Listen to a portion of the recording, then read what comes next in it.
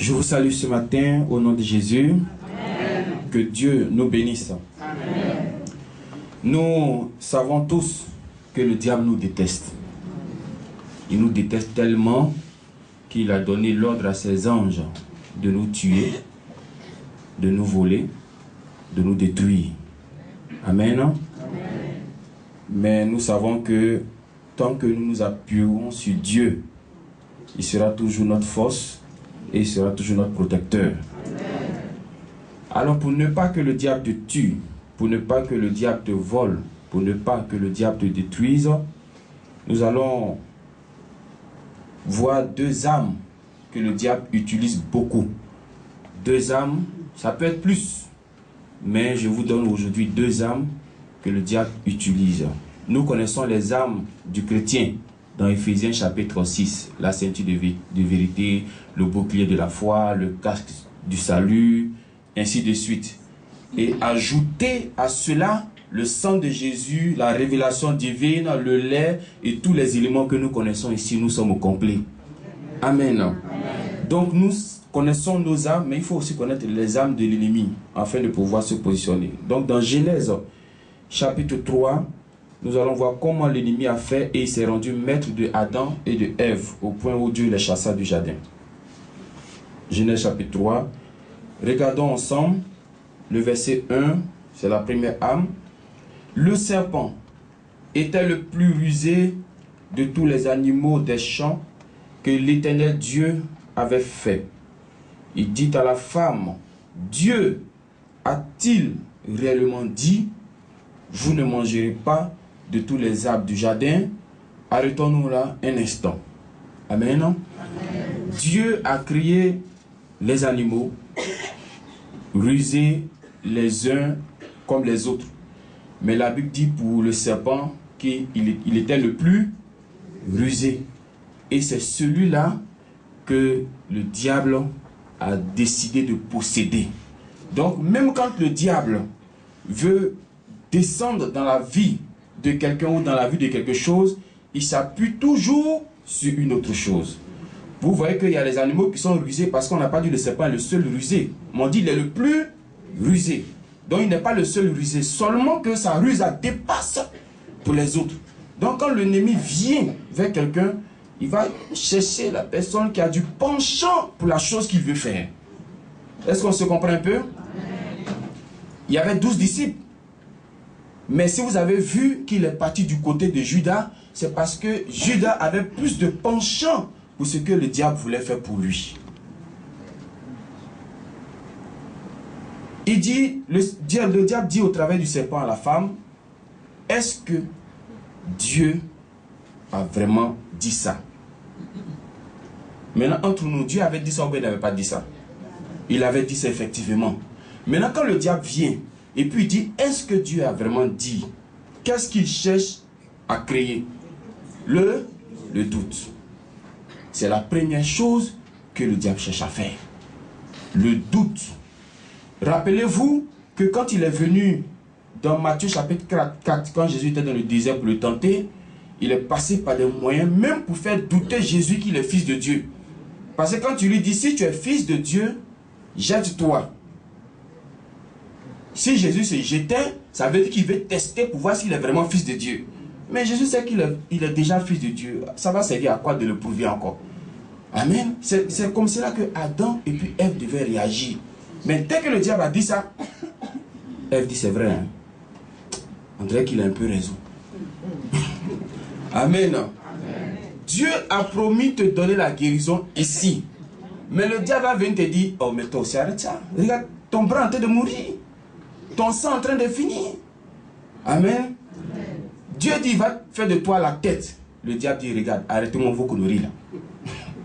Toi, tu as donné une famille pauvre, comment tu seras la tête? C'est pas possible. Donc, il va te faire remarquer tout ce qui est négatif. Tout ce qui est mauvais. Tout ce qui n'est pas bon.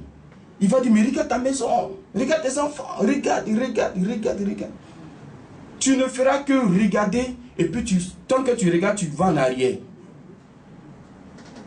Jésus a vu Pierre en train de s'enfoncer. Parce que Pierre ne regardait plus Jésus à un certain moment, mais il regardait l'eau qui était de plus, parce que plus il s'approche de Jésus, l'eau s'agite davantage. Donc il a détourné ses regards de Jésus, il regarde maintenant de l'eau. Si tu vois l'eau en rêve, là, l'eau là, ça représente difficulté. Donc tant que tes regards sont penchés sur tes difficultés, mon frère, ma soeur, Dieu sera très loin de toi. Parce que tu as une manière pour toi de dire à tes difficultés qu'ils sont sur toi. En train de dire plutôt à tes difficultés que ton Dieu est grand, tu dis plutôt à ton Dieu que tu as trop de problèmes. Le diable dit. Dieu avait déjà dit. Mais le diable vient pour ajouter pour lui. Si tu es parti à l'hôpital, que le médecin a donné un résultat, nous ici on vous a démontré par le Dieu de Papa Florent que même le sorcier peut rentrer dans les scanners là-bas. Il peut rentrer dans les machines là-bas. Maintenant, quel que soit le résultat que le médecin va donner, est-ce que c'est la bouche de Dieu qui a parlé? Non, ce n'est pas la bouche de Dieu. Même quand Dieu lui-même dit là, souvent on négocie. À plus forte raison, c'est qu'un homme va dire. Est-ce que quand Dieu a dit à Ézéchiel qu'il va mourir, ils n'ont pas négocié? On ne lui a pas donné 15 ans. Donc le grand Dieu lui-même, il dit qu'il peut négocier, c'est ce que l'autre va dire, on ne peut pas négocier. On peut négocier la vie au nom de Jésus. Donc la première chose, c'est le doute qu'il va chercher à semer en vous. Parce que par là, il peut te faire sortir de ton confort. Par là, il peut t'emmener même à abandonner la main de Dieu. À abandonner la voie de Dieu. Pour dire, Dieu, les choses de Dieu là, non, on ne comprend rien. C'est comme Abraham. Dieu lui a dit, je vais te donner enfant. Le diable vient, il dit, ah, toi aussi. Regarde tes cheveux, c'est devenu blanc. Regarde ta femme, elle est stérile. C'est pas possible. Elle-même, à un certain moment, elle a convaincu un peu son mari d'aller à gauche. Il est parti à gauche. Dieu dit, c'est pas là-bas que j'ai envoyé. J'ai dit, je vais vous donner, toi et puis ta femme, à vous deux, je vais vous donner un enfant. Il dit, ok, il n'y a pas de problème. C'est comme ça qu'il a attendu. Amen. Donc si Dieu dit, c'est ce qu'il faut garder. C'est ce qu'il faut prendre. Amen. Si le médecin a dit, ok, j'ai compris. Si le banquier a dit, ok, j'ai compris. Si l'homme a dit, ok, j'ai compris. Mais après, je cherche à savoir qu'est-ce que Dieu dit aussi. Parce qu'il y a une dame qui est venue, le jeudi sur passé, elle pleurait parce qu'on venait de la licencier. Pourquoi j'ai le sang de Jésus, on m'a chassé. Pourquoi j'ai le lait, on m'a chassé. Pourquoi? Mais ça, c'est le diable qui met ses pensées en toi. Ceux qui disent, et puis je n'ai rien vu là, ce n'est pas vous qui dites ça, c'est le diable qui dit ça au travers de vous. Parce que le diable, il vient et puis il souffle dans ton oreille comme ça. Regarde, tu as bu là, qu'est-ce que tu as vu? Regarde, tu as bu. Et puis, tu dis, c'est vrai, hein? Ça fait 40 fois que j'ai bu, je n'ai pas encore vu. Hein? En te temps, autour de toi, ça témoigne. Tu devais dire au diable que c'est parce que mon temps n'est pas encore arrivé, donc rien de moi. C'est ce que tu dois lui dire. Gloire à Dieu. Amen. Alors pour progresser, deuxième arme que le diable va utiliser, c'est au verset 4. Alors le serpent dit à la femme, vous ne mourrez point. Amen. Vous ne...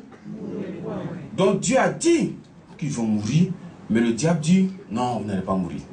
Et quand ils ont mangé le fruit, est-ce qu'ils sont tombés les secondes qui ont suivi? Est-ce qu'ils sont morts? Non. Et moi je vous dis qu'il restait 70 ans à ajouter à l'âge d'Adam pour qu'il ait 1000 ans. Parce qu'il est mort à 900, peut-être 30 ans comme ça. Donc ça veut dire qu'après avoir même mangé, il était là.